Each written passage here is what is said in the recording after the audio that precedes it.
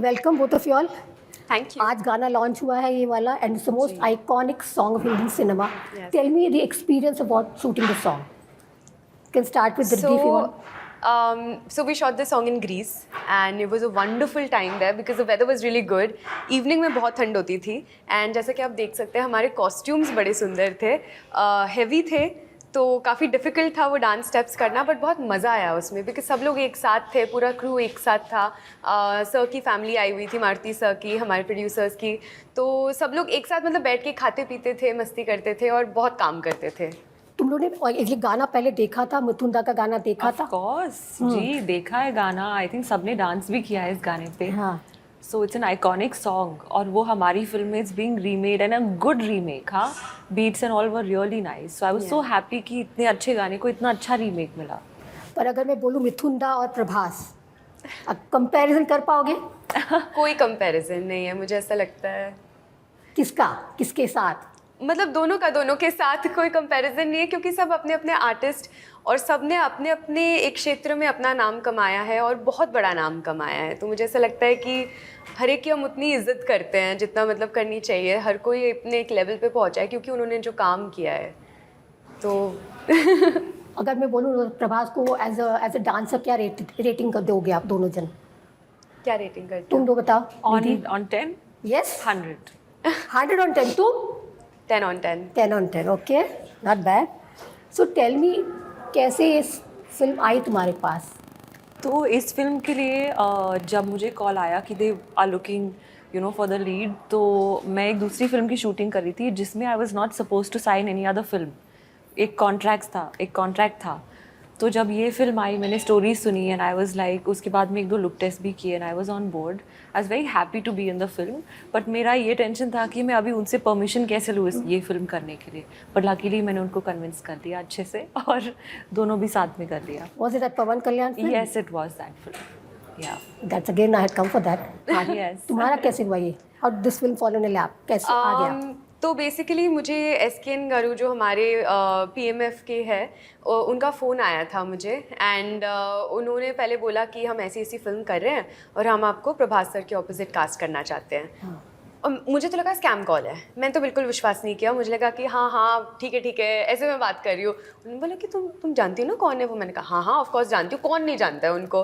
तो कह रहे तो हम तुमको कास्ट करना चाहते हैं। मैंने कहा sure, as if. And then उसके बाद फिर मेरे जो तब के मैनेजर थे उनसे बात हुई। मैंने कहा ऐसे ऐसे कुछ तो रैंडम सा कॉल आ गया था। इसलिए कह रही थी नहीं वो एक्चुअल में थे, लाइक वो एक्चुअल कॉल था and he is one of the producers and I was like oh no. तो फिर तब तक SKN सर ने उनका मतलब पूरा डिटेल्स लिंक्स वगैरह भेजी थी कि ये फिल्म है, ये आ रही है, ये डायरेक्टर है, ये सब हो रहा है। एंड देन फिर मैंने कहा अच्छा सर अब बताइए क्या बोल रहे थे आप? फिर हमारी बात हुई। फिर मारुति सर जो हमारे डायरेक्टर है, बहुत सुंदर, बहुत खूबसूरत आदमी है एंड वो भी बॉम्बे आए थे। फिर उन्होंने पूरा नरेशन किया, मुझे पूरा समझाया कि ऐसी ऐसी फिल्म हम बना रहे हैं, बहुत बड़े लेवल की है, एक horror, fantasy, romantic, comedy drama है ये एंड इमोशनल फिल्म है, बट उसमें बहुत सारे अलग एलिमेंट्स हैं। तो मैं बड़ी एक्साइटेड हो गई। मुझे ऐसा लगा कि एक तो इतनी बड़ी पिक्चर और वो भी प्रभास सर के साथ, मतलब it's like a dream come true. और बाहुबली के बाद मेरे ख्याल से मेरे साथ ऑलमोस्ट सारे इंडियंस उनके इतने बड़े फ़ैन बन गए थे। तो फिर हम हैदराबाद गए, फिर लुक टेस्ट हुए, ऑडिशंस हुए, हमने सीन्स रिहर्स किए, मैंने तेलुगु सीखी अच्छे से। इस बार मैंने पहली बार तेलुगु में डब भी किया है, तो बहुत अच्छा लगा। और ऐसे मतलब इस फिल्म की शुरुआत। पर राधे श्याम में तुमने कुछ किया ना छोटा सा? हाँ जी। तो राधे श्याम में मैंने एक गेस्ट अपीयरेंस का रोल किया था। उसमें मैंने एक वन हैंडेड आर्चर का रोल किया था, तो उसके लिए भी काफ़ी ट्रेनिंग ली थी और बड़ा मज़ा आया वो करने में। तो वो मेरा पहला प्रोजेक्ट था प्रभास सर के साथ। तो और ये दूसरा भी उनके ऑपोजिट। तो मुझे ऐसा लग रहा है कि लैडर थोड़ी अच्छी बढ़ रही है। तुम्हारा भी तो लैडर बढ़ता जा रहा है, Pawan Kalyan and then Prabhas. Tell me about that.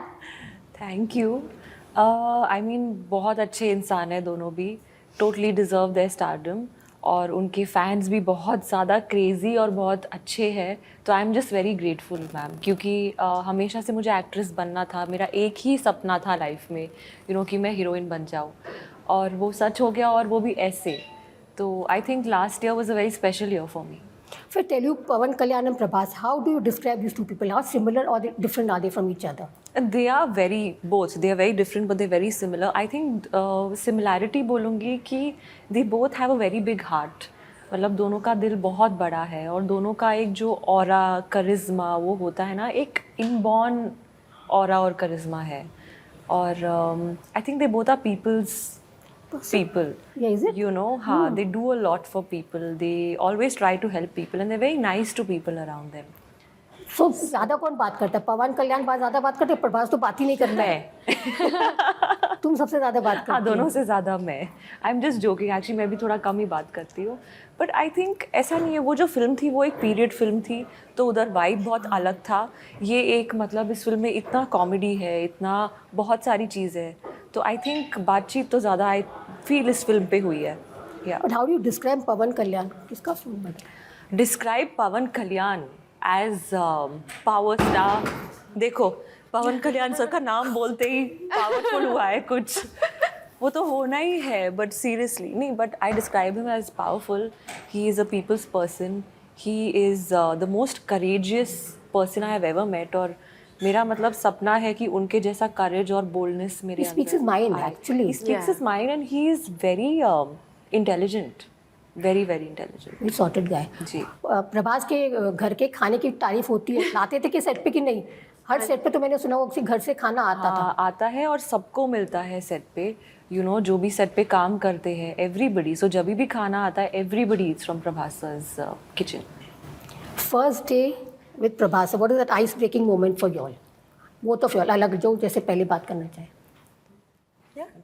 तो मेरा फर्स्ट डे था प्रभास सर के साथ में, हमारा सीन चला था चर्च में, तो I met sir on church. It's a nice place to meet somebody ना, एक होली जगह है, तो या मेरा फर्स्ट डे उनके साथ वहाँ पर था, और I was just like hello sir, hi, how are you, nice to meet you, and he was very sweet. और फर्स्ट डे से ही वो डार्लिंग है, और लास्ट डे पर भी वो डार्लिंग थे, तो वो तो है ही डार्लिंग। जी, मेरे 2 फर्स्ट डे थे, एक तो था राधे श्याम में और राजा साहब में। सिंस हम राजा साहब के लिए हैं, मैं उसके बारे में बताऊंगी कि पहला दिन था, आपने ट्रेलर में जो शॉट्स देखे हैं, जो एक येलो अनारकली में मैं उनको वो चूड़ी पहना रही हूँ, चूड़ी नहीं, सॉरी, दुपट्टा, चुन्नी, आई वांटेड टू से, चुन्नी मतलब उनके ऊपर ड्रेप कर रही हूँ और ऐसे चीक्स को ये कर रही हूँ, तो वो मेरा पहला दिन था। एकदम इमीडिएटली जाने पे मैं मतलब एकदम राधे श्याम के बाद डायरेक्टली उसी सेट पे उनको फर्स्ट डे मिली थी, तो तब थोड़ा सा एक मुझे ऐसा लगा कि क्या होगा, कैसे होगा and all of that, but जाते ही मतलब वो इतने स्वीट और इतने वार्म है कि वो सामने वाले को बहुत कंफर्टेबल करा देते हैं, तो मुझे बड़ा कंफर्टेबल फील हुआ। और सीन्स करते समय भी वो पूरा कहते हैं कि अपना टाइम लो, आराम से करो, हम ये ट्राई करते हैं, वो ट्राई करते हैं, तो आप वो सीन में भी देखेंगे, बड़े एक इंटरेस्टिंग सा सीन है वो, तो मुझे बहुत अच्छा लगा और बहुत कंफर्टेबल फील हुआ, अच्छा फील हुआ, confident as an artist feel हुआ। How do you describe as a co-star? As a co-star, I would describe him as giving. He's a very giving co-star. मतलब वो he always wants to give. I think as a person भी वो वैसे ही है. He's a giver by nature. वो हमारे में एक similarity है. But as a co-star also he is a giver by nature. You know, he wants to give you comfort. He wants to give you time. He wants to give you a space, and he wants to give you as much support as he can. Doesn't make you feel that he's very senior and he wants to, ऐसा कुछ नहीं है? नहीं, ऐसा तो नहीं था। उल्टा बहुत कोलैबोरेटिव है वो, मतलब उनका ऐसे होता है कि आप अपने ओपिनियंस बताओ, मैं अपना बताता हूँ, चलो सीन करते हैं और क्या कर सकते हैं, क्या बढ़िया इसमें हो सकता है, तो मुझे लगता है कि more than that it was very collaborative as a process. Since हम लोग हॉरर फैंटेसी की बात कर रहे हैं, डरावना कभी कुछ हुआ किस्सा? मतलब किसी के साथ कभी डरे, कभी तुमको डर लगता है? मुझे तो बहुत डर, अंधेरे से डर लगता है? किसको बहुत डर लगता है? मुझे हर चीज़ से डर लगता है, पानी से, हाइट से, अंधेरे से, हर चीज़ से डर लगता है। ऐसा कुछ लाइफ से डर नहीं लगता। What a dialogue. Any spooky moment जो तुमको कभी रह गया तुम्हारे साथ, सडनली कुछ हुआ, डर गए तुम सेट पे? बिकॉज तुम्हारे सेट पे मैं गई थी, actually there are certain pockets was scary यार, right, when I had gone there, मेरे को लगा था एक जो पॉकेट तो बहुत ही ज़्यादा। हाँ जी। So tell me about any feeling, कभी आया ऐसा यार यहाँ से नहीं जाना चाहिए था? मतलब लाइफ में तो नहीं, आई विश ऐसा हो भी नहीं, बट सेट पे मेरा एक हॉरर सीन है फिल्म में, इट्स क्वाइट स्कैरी। वो जब हम शूट भी कर रहे थे, वो जो एक्ट्रेस आई थी वो हॉरर कैरेक्टर बन के, वो बहुत स्कैरी थी, और वो बार बार मुझे देख के मतलब स्माइल कर रही थी शूटिंग पे, तो मुझे लगा ये क्यों कर रही है ऐसे मेरे साथ, मुझे डरा रही है या उसको मज़ा आ रहा है कि मुझे डर लग रहा है, पता नहीं, but that was really really scary. तो मुझे एक्चुअली उस दिन पे लगा डर, काफ़ी। डर लगा Yeah. था, अलग फीलिंग आई थी। हाँ, मतलब उसको देख के ऐसा था कि ओ माय गॉड मुझे नहीं देखना ऐसा है ये। सेंस होता है ना? हाँ हाँ। कभी ऐसा तुमको कहीं सेंस हुआ कभी लाइफ में? मतलब मुझे बचपन में मुझे ना हॉरर फिल्म्स का बहुत शौक था, तो मैं मतलब ढूंढ ढूंढ के हॉरर फिल्में देखा करती थी, इवन कॉलेज तक। बट उसके बाद मुझे इतने मतलब 10th स्टैंडर्ड से मुझे इतने ऐसे नाइटमेयर्स आने लगे और रैंडमली डर लगने लगा, अंधेरे से डर लगने लगा। कभी कभी ऐसा लगता था कि कुछ तो शैडो या पर्दा हिल गया तो डर लग गया। तो फिर मैंने ये सब देखना बंद भी कर दिया। तो तब मुझे काफ़ी डर लगता था। अभी भी होटल में अकेली जब भी फर्स्ट नाइट होती है मुझे बड़ा डर लगता है। रात को कभी 2 बजे मैं ऐसे हनुमान चालीसा प्ले कर देती हूँ। बट सेट पे तो उतना नहीं, बिकॉज वहाँ पे काफ़ी लोग होते हैं और बहुत अच्छा एटमोसफेयर होता है, हंसी मजाक होता है, तो आपको पता है कि चलो लोग हैं, हंसी मजाक है, तो उतना डर नहीं लगता। बट अगर आप अकेले उस सेट पे जाओगे तो मैं जा नहीं पाऊँगी। तुम लोग दोनों लड़कियां मतलब नॉर्थ की हो और ये फिल्म एक proper collaboration of north and south दिखता है हमको। What is your take on this? You know, does it how we actually the lines are blurred, we are one industry, कैसा, how is that feeling now? Does it really help a cinema? How do you, because तुम लोग दोनों actually south actress हो गई but हो north की, और cinema north south combine. हाँ जी मैम, मुझे तो लगता है कि जैसे एक डायरेक्टर है बॉन्ग जोन-हो, उन्होंने अपने ऑस्कर स्पीच में कहा था कि अगर आप सबटाइटल की 1 इंच की जो दीवार है उसको क्रॉस कर दोगे तो आपको दुनिया की बहुत सारी सुंदर कहानियों से मिलने का मौका मिलेगा। और आई थिंक अभी जो इंडिया में हो रहा है, ये पैन इंडिया का जो एक स्पेस बना है बहुत खूबसूरती से बना है, क्योंकि हम और अपने कल्चर्स को सेलिब्रेट कर रहे हैं, अलग अलग कल्चर्स को सेलिब्रेट कर रहे हैं, अलग अलग फिल्मों में उनका कल्चर, जैसे कंतारा में कितना एक डिफरेंट कल्चर बताया गया, पुष्पा में एक डिफरेंट कल्चर बताया गया जो बहुत से लोगों को पता भी नहीं था। तो मुझे लगता है कि हम इनफैक्ट अप्रिशिएट करने लगे। जब हम नए लोगों को जानते हैं, पहचानते हैं, तभी हम उनको एक्सेप्ट करते हैं, तभी हम उनको अपना मानते हैं। तो मुझे तो लगता है कि दुनिया और पास आ रही है। It's an era of globalisation. Instagram के थ्रू मुझे पता है कि कौन से कंट्री के गाँव देहात में क्या चल रहा है। तो मुझे तो इनफैक्ट लगता है कि the lines have blurred and they have blurred for the better. Nidhi, your take? I feel like ये जो पैन इंडियन मूवमेंट है it's a very good movement, because हमारा सिनेमा एक हो गया है। एंड हमेशा से technicians would be from Chennai, artist would be, heroine में भी वुड बी फ्रॉम हिंदी, और का तो ऐसा एक सेट पैटर्न था। बट अभी हर film is becoming like a pan Indian film, like the bigger films.